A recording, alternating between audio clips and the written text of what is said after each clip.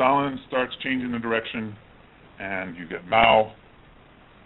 And you start to develop these theories. Now, one of the key theories, the theory of the principal contradiction, which we talk about a lot. Today, we say the principal contradiction is between the oppressed nations and imperialism. Imperialism being led by the United States. And it was Stalin who really put this theory out first. He was the one saying, well, didn't work out the way we planned. Germany didn't go down. The advanced, scientifically, most modern workers didn't do it.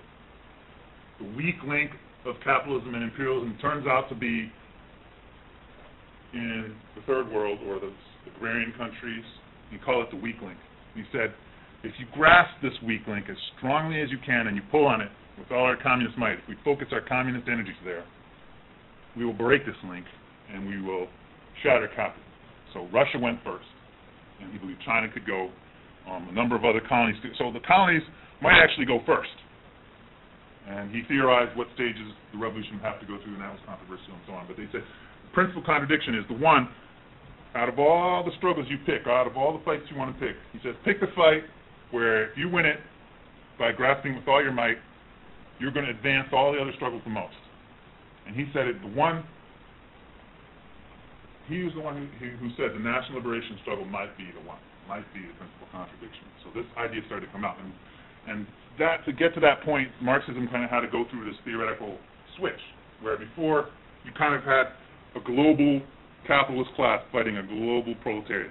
And to schematize it, we used to, and we still do, accuse the Trotskyists of thinking you have to have a simultaneous revolution of the whole global proletariat against the whole global ruling class.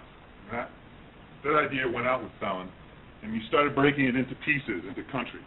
It says, well, maybe this proletariat in this country can win and knock over the ruling class. And when it gets in power, maybe it can even ally with some of the ruling classes of other countries, as we did in World War II, for instance, like the Soviet Union allied with England and France to deal with Germany, right? So this thing, once you go to this one country at a time formulation, kind of changes all of Marxist theory, or at least makes clear what maybe what was already there if you read some of the things that Marx had said about Ireland, for instance. So now you have one country flipping over at a time, maybe over here, another one, proletariat comes into power. And the theory is that this can go on, and imperialism will be weakened that way, one country at a time.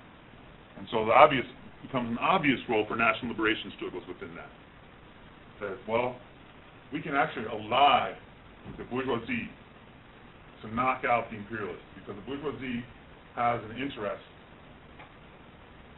in coming to power and knocking out the imperialists. Why? Because the capitalists are divided. Each capitalist wants to be the exploiter, his or herself. Microsoft's swinging at it with Apple.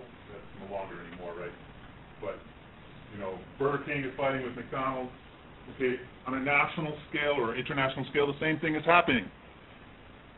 My country's capitalists want to ice out the other country's capitalists for the business, whether that be profits, imports, resources. And Lenin and Stalin, but Stalin in particular, who applied this the most, said we could take advantage of that. We can take advantage of those divisions.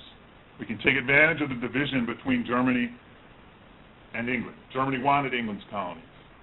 We can take advantage of that. We can side with part of the bourgeoisie, in essence, part of the capitalist class, because there are national struggles going on. That just means that there are different class struggles. It's not a class struggle on the whole world plane, the ruling class on the top and the proletariat and the peasants on the bottom. That's a very simplistic view. Stalin says it's more complicated than that. We have to understand the national question. We have to look at class struggles in each country. It's not that we're against class struggle now.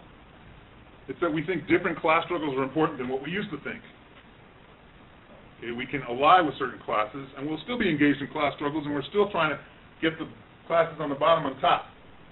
But it's not a simple simultaneous thing where the bottom allies against the top. Okay, so that's Stalin's contribution, and by industrializing and becoming powerful, he was the one who made that happen.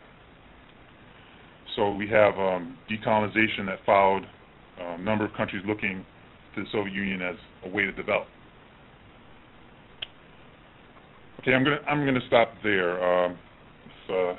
If probably a good time to, I'm sure I said enough controversial things. Why don't we enter into, I know we have some argument coming up.